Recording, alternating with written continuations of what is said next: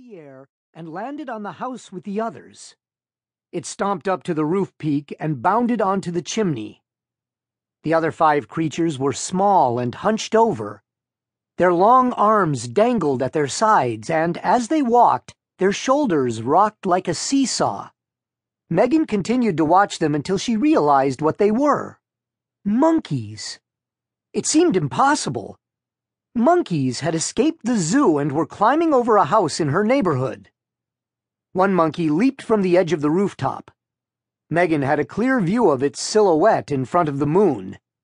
Its feet hit the gutter of the adjacent rooftop with a clang, and the other monkeys followed, effortlessly jumping the distance between the houses. "No," she said as she stared in disbelief. "Nuh-uh."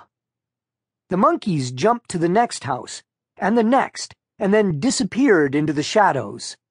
Silence and stillness descended over the neighborhood. Noah. Megan hurried down the ladder and rushed into the house. Her older brother would know what to do. She flung open his bedroom door, startling him out of his sleep.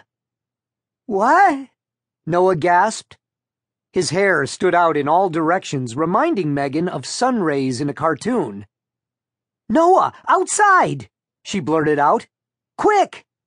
"What?" "Now!" She ran back through the house. Noah chased her outside. They dashed across the yard and climbed up to Fort Scout. "What are you—" Megan snatched the binoculars and shoved them at her brother. "Here!" "Here what?" "Look through them." She pointed toward the rooftops. "Over there! I saw monkeys!" "Megan, I saw monkeys on the rooftops!" Her older brother looked her up and down. "You're nuts. Just see for yourself." Noah peered through the binoculars. He searched the landscape for more than a minute without saying a word. Then he handed the binoculars back to his sister and said, "Yep, you're nuts." "Noah, I saw them, I'm telling you." He climbed down the ladder saying, "What are you doing out here so late anyway?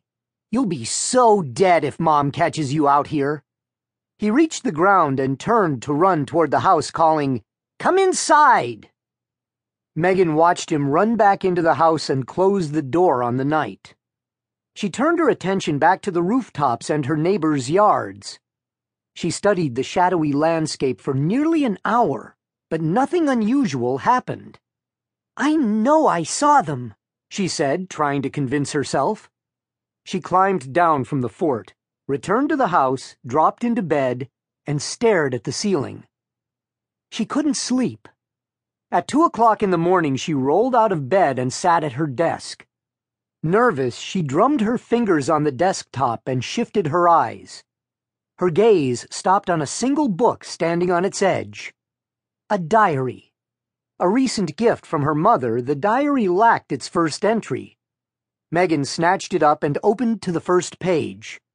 The binding was so stiff that she had to press the cover down before it would lie flat. She stared at the page. It was ridiculously colorful, red paper with purple lines and blue stars in the corners. In class, she'd learned about brainstorming, scribbling down ideas as quickly as possible.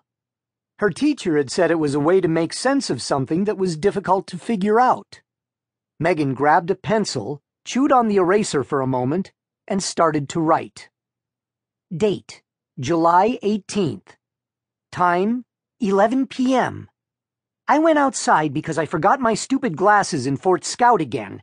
When I climbed up... She wrote for an hour. Then she closed the diary, set it aside, turned off the light, and climbed back into bed. An hour later, she fell asleep without knowing that she'd just completed the first pages of a journal that would eventually alter the course of the world. After the discovery. October 2nd. 14 red-eyed leaf frogs hopped down the long zoo corridor, jumping and tumbling over one another as they scrambled forward. Pop, pop, pop, pop.